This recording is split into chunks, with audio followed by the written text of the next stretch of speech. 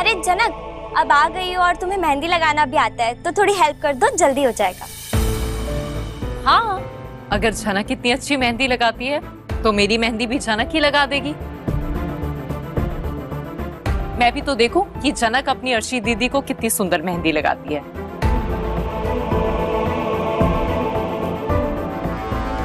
अनी, तुम्हारा क्या कहना है? झनक मुझे मेहंदी लगा दे?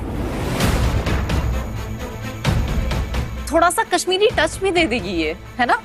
जी, कश्मीरी टच का पता नहीं, पर मैं पूरी कोशिश करूंगी। हाँ हाँ, जब झनक इतनी अच्छी मेहंदी लगाती है तो हाथों पे ये लगा रही है और पैरों पे झनक लगा देगी। अर्शी और अनी की मेहंदी की रस्म चल रही है और अब झनक भी वहाँ है और तभी बिपाशा झनक को मेहंदी लगाने के लिए बोलती है अर्शी को। और गई रात के बात को लेकर अनी गुस्से में तो है ही झनक से, और अब यही मौके को पकड़कर कर देता है अपनी ही झनक की बेइज्जती और सबके सामने झनक को बोलता है कि उसकी सही जगह अर्शी के पैरों में है और वो उसके पैरों में ही मेहंदी लगाए।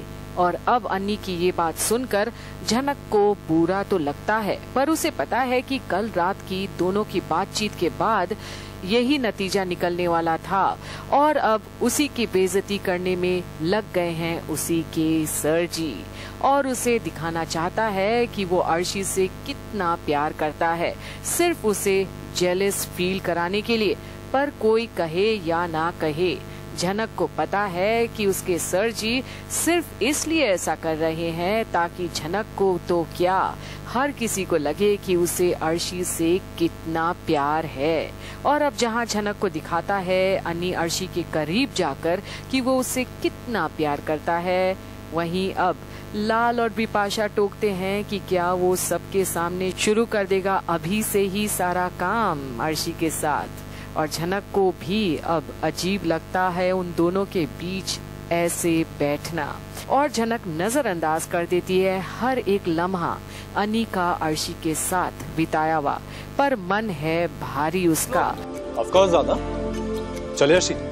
अनी, मेरी मेहंदी खराब हो जाएगी। कुछ नहीं होगा, मुझे मेरी बीवी के साथ डांस करना है। हाय, किसी की नजर ना लगे, इस दिन का तो मुझे कब से इंतजार था। चले? चलो।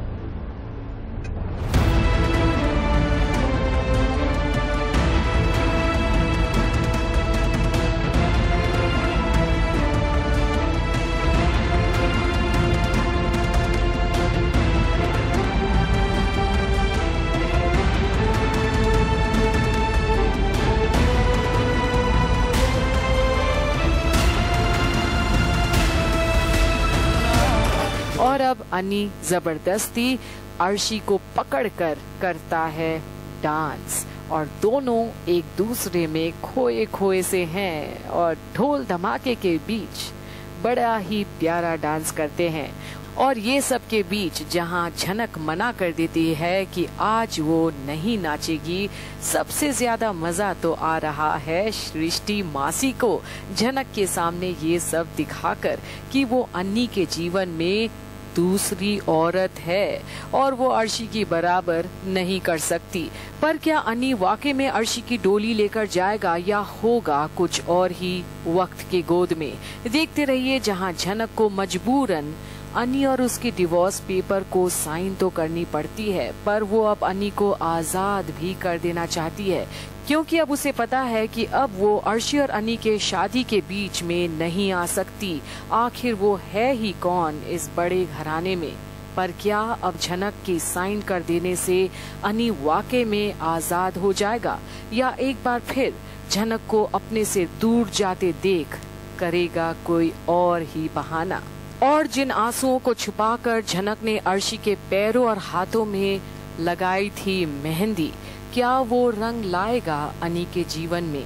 देखते रहिए आगे क्या होता है झनक, अनी और अर्शी के जीवन में, जहां 3 जीवन बंधे हैं एक ही डोर से। पर किसका डोर है कितना मजबूत, ये वक्त ही बताएगा।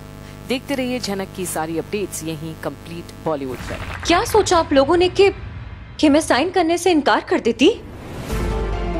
तभी आप लोग इतनी जोर शोर से तालियां बजा रहे हैं।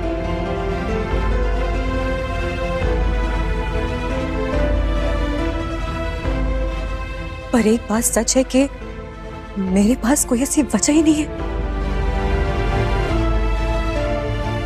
जो आज मैं इन पेपर्स पे साइन ना करती।